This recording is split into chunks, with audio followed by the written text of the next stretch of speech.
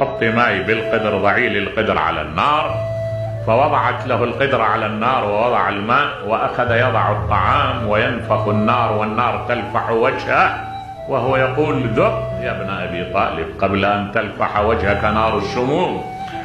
إلى أن أنضج الطعام وهي اختبزت، قالها: علي جيبي لي الصغار ذولا.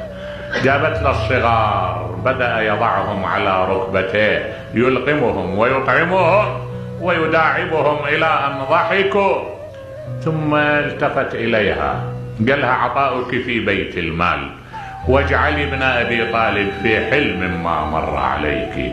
فقالت: وخجلتان منك يا أمير المؤمنين.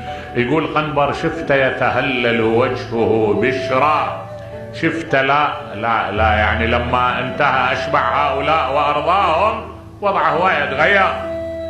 يا أبا اليتامى، يا أمير المؤمنين.